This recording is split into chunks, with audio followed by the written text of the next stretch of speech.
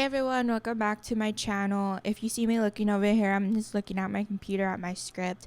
Today we're going to be diving into something that's very heavy, and I feel like since the Netflix documentary has come out, which I have watched, we'll get into that. Also watched the Tubi documentary, we'll also get into that. The Astroworld tragedy is something that is very horrific, especially now that people have been posting a lot of their personal videos on TikTok, and it's just absolutely heartbreaking, and there's a lot to unpack with this, but yeah, I'll try to do my best to go in depth with it. I'll try to go more in depth on my Substack if you want to read that. But let's just get into today's video. So, misinformation and the real scope of the tragedy. When the news first broke, the reports were all over the place. We were told that only 10 people had passed away, but later it came out that the real number was much higher. Many of the victims didn't even have tickets. There were people who had been pushed to the front or crushed in the crowd. The media was quick to downplay it. Not until later did we find that the true magnitude of the situation. So right now the official number is 10, but during this time it was 10, it was 26, it was 15. People were throwing out numbers all over the place, and just like no one had a clue about how many people actually did pass away. And also it'd be hard to track people who came in from the crowd crush, which we'll get into what a crowd crush is later, without tickets, right? What hit me really hard were the TikToks, and you probably seen them. It's just been like all over TikTok. Shoes and clothing scattered on the ground, abandoned as people were rushed out of the chaos, people trying to get out. I know people in a Netflix documentary or the Tubi documentary said that they were trying to get on top of the on top of the stage to kind of like get to some safety, right? But the security guards were pushing them away because they thought obviously they wanted to get to Travis, but they're just trying to get out of the situation that was happening in the crowd. Watching the TikTok videos of people, right before it happened, and they're all happy, they have no clue about what's gonna happen that night, and it's just so like devastating to hear the stories of what happened, and people are gonna live with this trauma for the rest of their lives. And I know they're probably not gonna be able to hear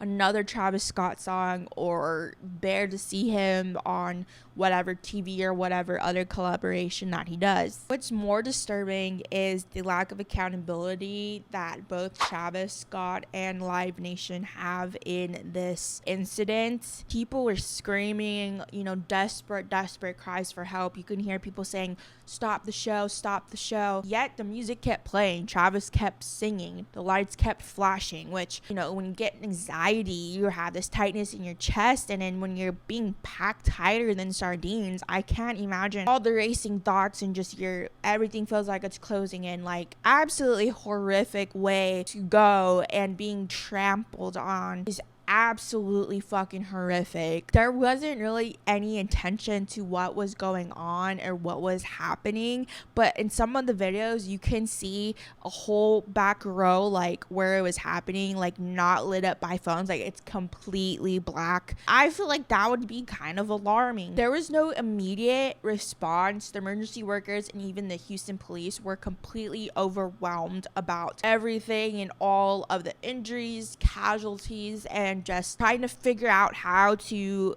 gauge the situation and a plan of attack on how to get people out of the situation. So we can't just blame Travis Scott. Yes, it was his show. Yes, it was Astroworld, Travis Scott's concert that he has put on, and this was the first one since COVID, so a lot of people were super hyped.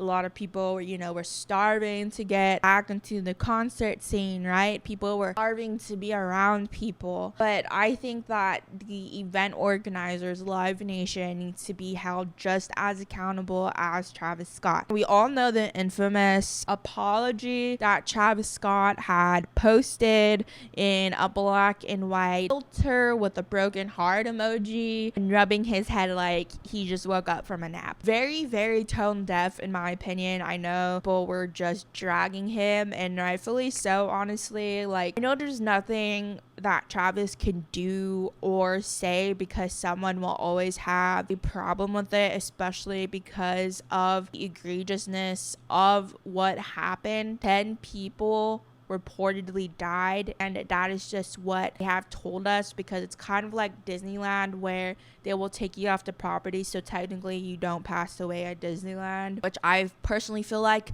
and a lot of people on TikTok feel like, that's exactly what happened in this instance. So Live Nation's oversight, responsibility, and accountability. Live Nation is the company responsible for organizing the event, and they oversold tickets. Now, venues have a max capacity, and this max capacity is how many people you can fit comfortably in the venue. However, they oversold the tickets, so of course no one would fit comfortably going over the said max capacity. They failed to monitor the crowd properly, and the safety measures were not even existent. There's nothing there to have any kind of safety measures. Security guards were lacking. They had a lack of security guards, and the security guards that were there weren't properly trained as a security guard. I don't really think there's much requirements or criteria to be a security guard, because most people don't really anticipate something like this happening, because again, the event organizer should have done safety checks or something to make sure that people aren't getting trampled on, or a crowd crush happening from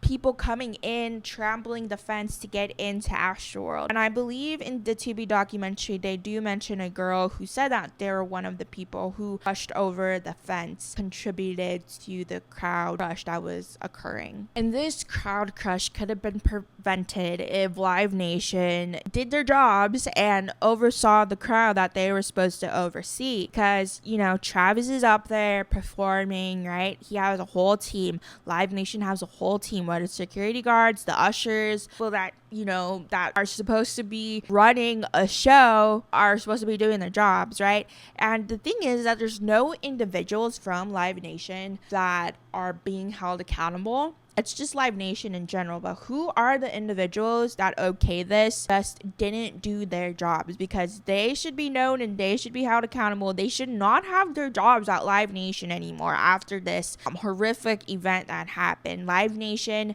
should not be having these people who don't do the oversight that is needed for a concert of this magnitude. This was such a preventable disaster. It was so preventable if Live Nation just did the shit they were supposed to do. It was so preventable, so preventable. And that's what is the most fucked up about the situation, is how preventable it is, right? It's not like some freak accident that happened. These are things that people could have done, but they chose not to do it. It cost lives. Now, something that has been brought up in TikToks as well is the pressure of branding and streaming deals.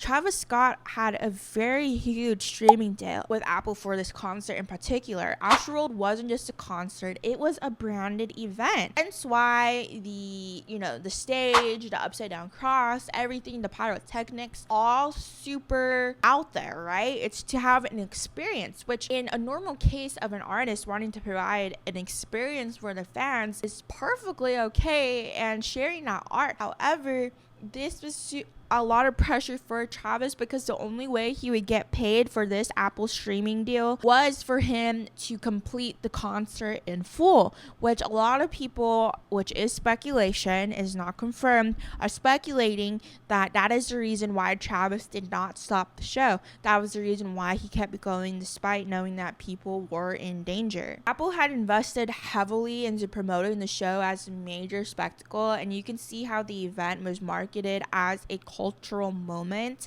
But the reality is when you focus more on the hype, the spectacle, and the streaming numbers than on the safety of the crowd, something is going to go wrong when the safety of people is not even a consideration, which I feel like in this case it was not a consideration. These awful things do happen. The real issue is a lack of accountability and the greed that event organizers like Live Nation have. Just so much greed and just so much they don't care. They care about money. And I know that's something that's just a given, that these artists don't care about their fans. It's obvious Travis Scott didn't care about his fans. Obvious he doesn't care about anyone, especially when Kylie and Baby Storm were in the VIP, they were evacuated, obviously, and supposedly from TikTok, that's where they put the deceased bodies at. And I know people are also going to bring up the spiritual aspect of this, that this was a, what do you call it, a sacrifice, if you will, because people are kind of connecting Michelle Lamy with Travis Scott, which they have a very close relationship. So it seems Michelle Lamy is very about the occult, the dark arts. She is a very, very, very powerful figure in the fashion industry. I made a whole video about her if you want to check that out. A lot of people are saying that this seems like a kind of energy harvesting, especially with the upside down cross, all the symbolism with the stage props, all the countdowns, and people saying they're counting down to their deaths, saying Travis Scott saying I'll see you on the other side. I think that might be a song, I'm not really sure, but there's so many foreshadowing events that happened during the concert, so people are just really running with that and saying like this is some satanic thing, blah blah blah. Which let me know what you guys think about that, because I'm not really leaning towards that. I feel like it's kind of disrespectful to the people who did pass away, which again is reportedly 10 people. I feel like there has to be a lot more than that. I feel like this was just horrible, and no, people aren't just talking about it like people are like, oh, well, you guys didn't care before, blah blah blah. I think people, you know, as sad as it is, the world and life still goes on, but we can always go back to it and be like, hey, this was never fully addressed. Like, I don't think there's any harm in that.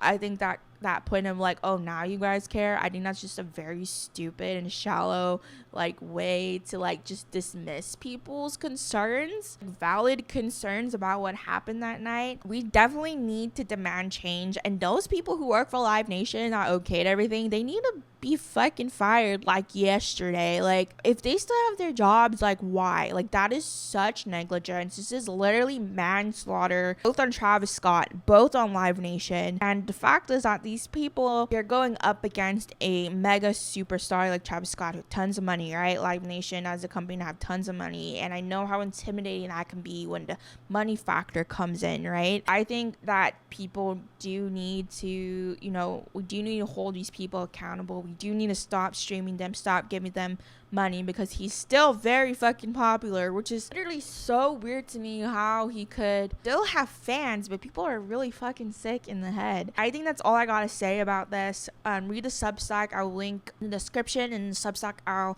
link more articles, the TikTok videos, etc. Let me know what you guys think in the comments, your thoughts, and I will see you guys next time. Bye.